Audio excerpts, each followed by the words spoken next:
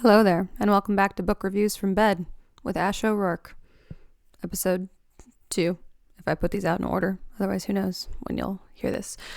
So I just finished reading The Wrong Sister by Claire Douglas, and it was so good. Okay, so let me tell you how I found this book real quick. Audible, which I no longer use. I had 1 credit remaining. I was like, what am I going to do with my remaining Audible credit? I would never expect anyone to throw away a usable credit, but I'm switching over to Libro FM because you guys can support the Story Emporium and Bookshop from Hutto, Texas, or your indie bookstore of choice, if they're registered with Libro FM. And so basically through that, there's links on our website if you're interested. You can basically, if you wanted to do a subscription like you did with Audible, you can do that with Libro FM. This is not sponsored, obviously. I guess technically because it's my bookshop, whatever. You can just buy like one-off books. And so anyways, before I was going to switch over to Libro, I was like, oh, I have 1 more credit. What can I do with it? And this book popped up as a recommended read, The Wrong Sister by Claire Douglas. I've said it before, I'll say it again. I love thrillers. This has been quite the evolution for me. I was a fantasy girly my whole life, and I still am. I still love it. But for the last 3 years, it's been, almost impossible to pick up anything other than a thriller. My brain has just turned full thriller. And The Wrong Sister is by a British author, I believe. I believe Claire Douglas is British. I also have a penchant for somehow magically sniffing out books that are exclusively by British authors. There have been periods of my life where I have looked back on the books I've read and it's been 90+% British authors. So I don't know what that is. It's just a weird thing that I do. So this is one of those. And God, it's so good, you guys. Okay, so The Wrong Sister. Let me try and get through this quickly. See, I already told you guys the title, the author, the genre. This is a standalone. So another standalone. I love a good standalone because with fantasies, a lot of them are series and then I would get overwhelmed or I'd be like, I don't have the money to buy that whole series. So standalones are kind of fun and affordable. The main character is, her name's Natasha. She goes by Tasha. She is one of 3 sisters in this family. So Alice is the oldest sister. She's this high-powered, super smart scientist girl, super successful, married super rich guy. They seem to have the perfect life. Tasha has more of just your more normal suburban life. She's got husband, 2 kiddos. They're adorable. Oh my gosh, so cute. Even just in the book, I have a 2-year-old. So, and they're I think these kids just turned 3 or almost 3. So anyways, I was these are very cute. I can picture it easily. Anyways, and then Holly, the youngest daughter, who disappeared as a baby. Holly has been missing for all of these kids, for Alice and Tasha's adulthood, childhood through adulthood. Now they're all adults. They're living their own lives. Their mom moved to France. Their father has passed away due to health issues. And basically, the Alice and my cat. I'm sorry, not Alice and my cat. Alice would want nothing to do with my cat. Sometimes I want nothing to do with him. So that's why I've locked myself in a room where he can't reach me. For now. What am I doing with my fingers? I lost my train of thought, you guys. I promise I'll be smarter after this baby comes out of my stomach. Well, not a ton smarter, but maybe a little bit noticeably maybe. I guess you guys will have to tell me. Anyways, so Alice and Tasha basically do kind of a life swap thing. Tasha and her husband haven't really had a chance to connect away from the kids in a while. The spark is kind of dying, that normal, that stereotypical suburban marriage problem.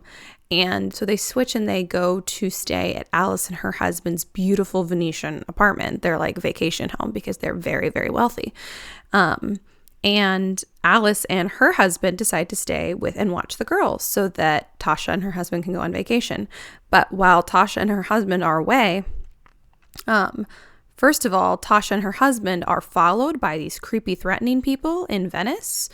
Tasha wonders if these people think that she is her sister Alice because she borrowed some of her sister's clothes while she was there. They look somewhat similar.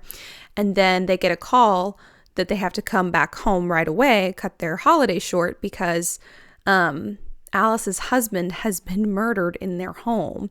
There was a break-in. Nobody knows what happened. Alice is in the hospital. She's got a head wound. She doesn't know what happened.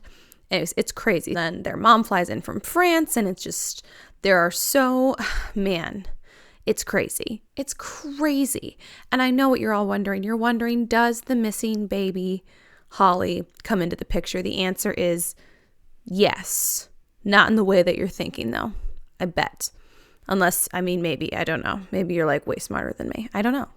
Maybe you're not pregnant. It's allowed. I don't know. Anyways, so that's sort of the setup of this book. And oh my gosh, it was so good. And I didn't know if this was going to be really good or if this was going to be kind of like an average. Like, there's a lot of thrillers to me that like the Wrong Sister to me as a title felt like, I feel like I've seen this title before. It didn't feel like the most original of concepts, but it felt incredibly original. It was so good.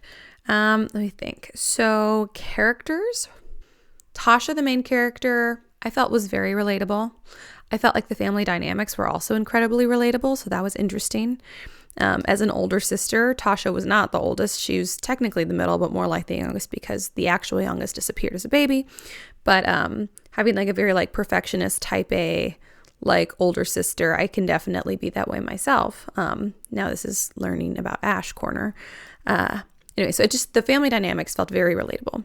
And the characters were flawed, but not in any like super severe way, where I will say that I think a lot of thrillers, and like I just did a review on A Flicker in the Dark, where I feel like a lot of thriller main characters like that one have like a really big severe problem, like a big severe character flaw, versus like Tasha felt more like just kind of like a normal person, like not perfect, has some stuff she needs to work on. I didn't feel like there was some big like devil on her back, like this is this big flaw that she's got that's just like ruining her life on a daily basis. It's going to destroy her if anyone finds out. So that was nice because I think that kind of puts some space between me and the main characters in thrillers sometimes, where I'm like, okay, but not all of us have, like a literal skeleton in our closet. Some of us are just like, we have normal problems, normal boring problems, definitely not perfect, but like I haven't, I've never been involved in a hit and run. That was another thing that a different main character in a thriller I read recently was like, yeah, I totally hit and killed someone and left. And I'm like, okay, great. So you're a huge part of the problem. Anyways, but like this main character didn't have anything crazy like that. So felt very relatable. I felt like the plot was medium to fast paced. I really enjoyed it. I might be a little bit biased, so maybe other people would say it was fast-paced. It was really good, though. And every time that you think that you've resolved something, there's more. And it's not like it undoes what you knew, like what you've learned. It's like new information, if that makes sense. So that was really interesting. Themes, lots of themes of family, love, relationships, ambition, grief, longing, belonging, identity. These are some of do you guys remember the last time when I could only remember 2 words to relate to the themes? Anyway, so these are some of the themes that could easily be pulled from this book. The world building felt really immersive too, really interesting. The book takes place in a couple different, very different areas in Europe, so that was cool. And it was really subtle too. It's not like the author spent a lot of time on this, on like describing like the different settings. It just felt very natural. The whole story felt very immersive. It's probably the best way to say it. I'm trying to think if anything didn't work in this. I wanted more information about the life of Alice and her husband. I feel like there was more information there that could have like really broadened my understanding of the situation. I would have maybe liked to see more from their perspective. But again, like that's a pretty minor thing. The ending was not entirely satisfying, but I think that might be what the author's going for. So I'd be interested for you guys to read this and let me know what you think about the ending specifically. I'm very curious to know, like, what's your take on the way that this book ended? Did we like it? Did we not like it? Would you have done it this way? How would you feel? What would you do if you were Tasha at the end of this book? I would really like to know. Rating, like I said before, I'm going to use the rating system of the podcast that I co-host over for Story Styron Studio, That Pretentious Book Club. And so I'm going to use the 1 to 5 pinkies up rating system. Oh, look, there's my That Pretentious Book Club cup. So just pretend that I'm holding that with my pinky up. So 4 out of 5 stars. I gave the last book 4.5 stars, A Flicker in the Dark by Stacey Willingham. I think I would give The Wrong Sister 4.75 stars, which is surprising because I really felt like when I first read A Flicker in the Dark, I was like, this is like the best thriller I've read in a really long time. And then The Wrong Sister by Claire Douglas was a total dark horse. And 4.75, I would definitely read it again. Would definitely recommend it again. Have I ordered copies for the Story Emporium and Bookshop, my shop in Hutto, Texas? Yes, I certainly have. I have done that because it's really good and I want more people to read it. So that is my review of The Wrong Sister by Claire Douglas. I hope you enjoyed it. And my computer's dying, so that's perfect timing. Let me know if you've read this or if you're going to read this. And if you have read this, what do you guys think about the ending? May put a spoiler like warning if you're going to spoil it for people. But that might happen.